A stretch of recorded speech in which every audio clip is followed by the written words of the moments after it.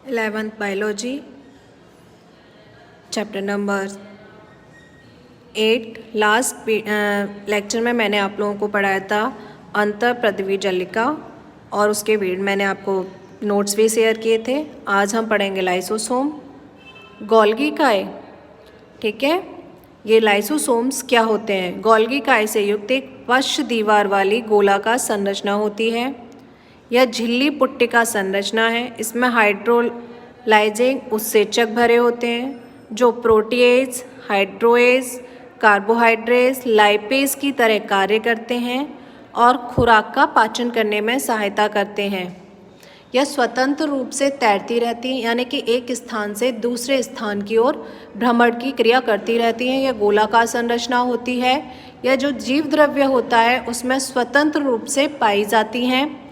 ये कोश की आत्मघात थैली भी होती हैं। जब ये मैच्योर हो जाती हैं, यानी कि परिपक्व अवस्था में पहुंच जाती हैं, तो इन पुट्टिकाओं में अपने आप विस्फोट की क्रिया होती है और विस्फोट की क्रिया के साथ यह फट जाती हैं। इसीलिए इन्हें आत्मघात यानी कि सुसाइड थैली भी कहा जाता है। Next topic is रसधानी।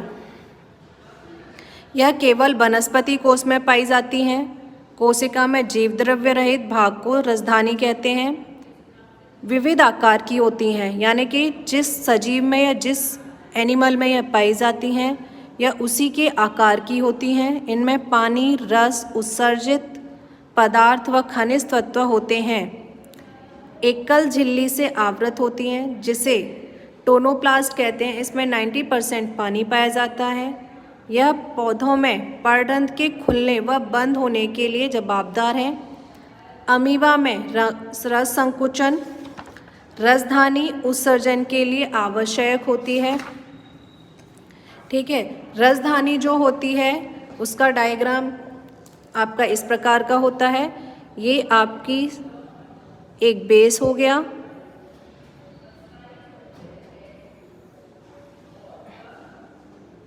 जो इसकी संरचना होती है वो होती है इस प्रकार की।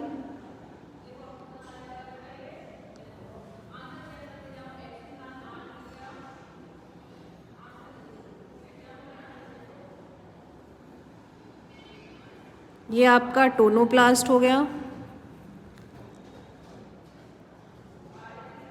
ये रसधानी हो गई।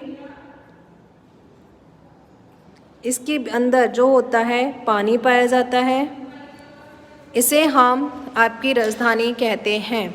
नेक्स्ट टॉपिक है आपका सूत्रकणिका, माइटोकॉन्ड्रिया। माइटोकॉन्ड्रिया जो होता है आपके प्लांट व एनिमल सेल दोनों में पाया जाता है। प्रत्येक कोशिका में सूत्रकणिका की संख्या भिन्न होती है।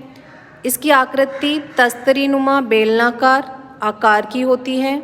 इसका आकार जो होता है 1 से 4 माइक्रोमीटर लंबा व 1.2 से 1 माइक्रोमीटर व्यास वाला होता है। सभी कोषों में 500 से 2000 तक पाई जाती हैं। क्या? क्रिस्ट।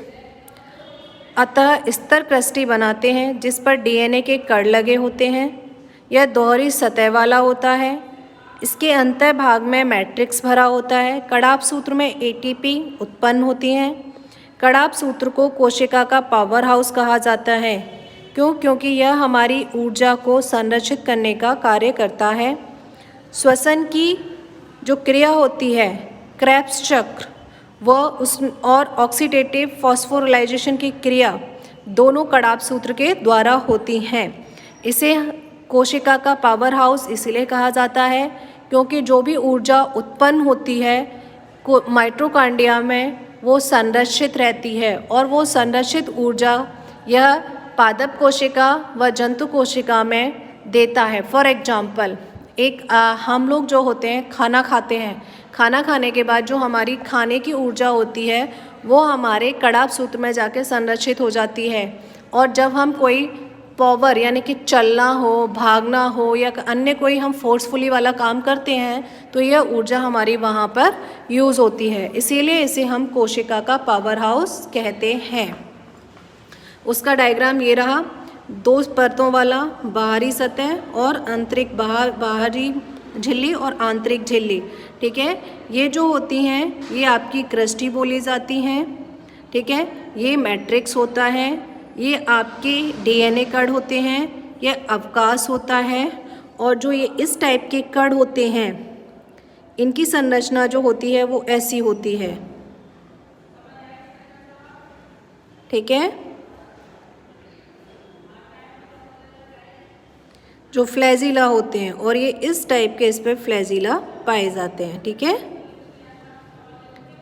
ओके, इन्हें हम ये जो होते हैं इन्हें हम F1 कण कहते हैं। क्या कहते हैं? F1 कण कहते हैं। और ये है आपका सूत्र कणिका का डायग्राम, ठीक है। बात करते हैं लवक। लवक जो होते हैं 3 प्रकार के होते हैं, हरित लवक, वर्डी लवक और अवर्डी लवक। पहले बात करेंगे हम वर्डी लवक की। हरित द्रव्य के अलावा अन्य रंग द्रव्य रखने वाले होते हैं, यानी कि इनमें लाल, हरा आदि रंग पाए जाते हैं। सॉरी, हरा नहीं पाया जाता, लाल और नारंगी 2 प्रकार के रंग पाए जाते हैं। अवर्डी जो होते हैं ये रंग विहीन होते हैं, इनमें कोई रंग नहीं पाया जाता है। हरित लवक, इसमें हरा द्रव्य पाया जाता है जिससे प्रकाश संश्लेषण की क्रिया जो होती है वो पूर्ण होती है। इसकी जो आकार होता है वो लेंस के आकार का होता है, अंडाकार व गोलाकार होता है। और प्रकाश संश्लेषण की क्रिया क्यों होती है? क्योंकि इसमें आप लोगों का हरित लवक पाया जाता है, क्लोरोप्लास्ट पाया जाता है, जिससे प्रकाश संश्लेषण की क्रिया पूर्ण होती है।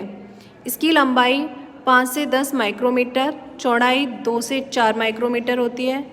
द्विस्तरीय दीवार होती है। ग्रेना एवं स्ट्रोमा भागों में विभाजित होता है।